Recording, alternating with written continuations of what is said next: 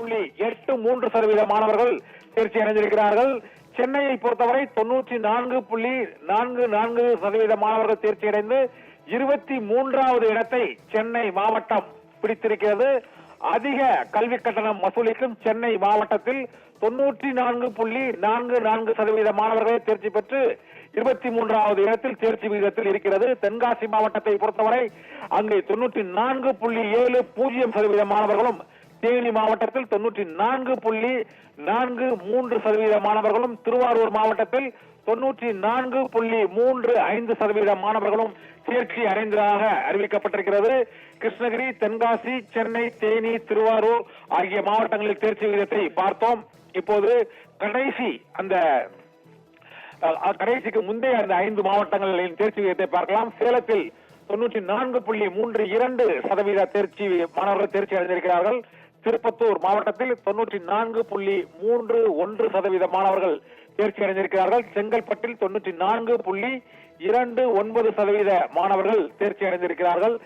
நீலகிரியில் 93.97%, கரூர் மாவட்டத்தில் 93.66% மாணவர்களும் தேர்ச்சி அடைந்திருப்பதாக அறிவிக்கப்பட்டிருக்கிறது. இதைத் தொடர்ந்து திருவண்ணாமலை மாவட்டத்தில் 93.64% மாணவர்கள் தேர்ச்சி அடைந்திருக்கிறார்கள்.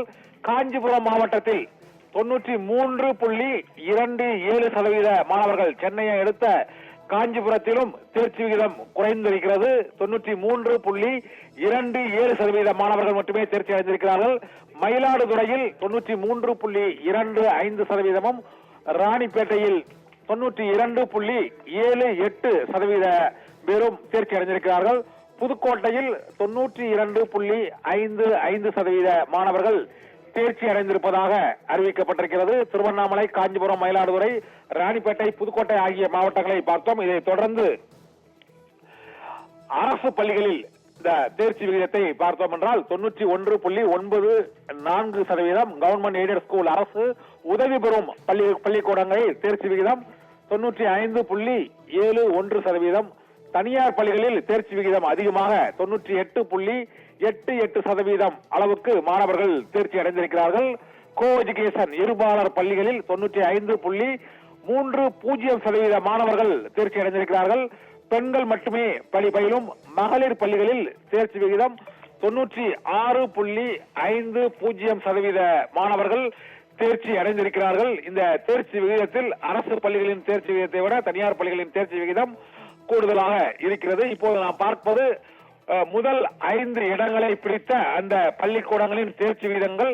முதலிடத்தை அரியலூர் மாவட்டம் பிடித்திருக்கிறது. 2வது இடத்தை ஈரோடு மாவட்டம் பிடித்திருக்கிறது. 3வது இடத்தை திருப்பூர் மாவட்டம் 97.53%, இதே போல கோயம்புத்தூர் மாவட்டம் 97.48%, கன்னியாகுமரி மாவட்டம் 97.01% எடுத்து 5வது இடத்தை கன்னியாகுமரி மாவட்டம் பிடித்துள்ளது.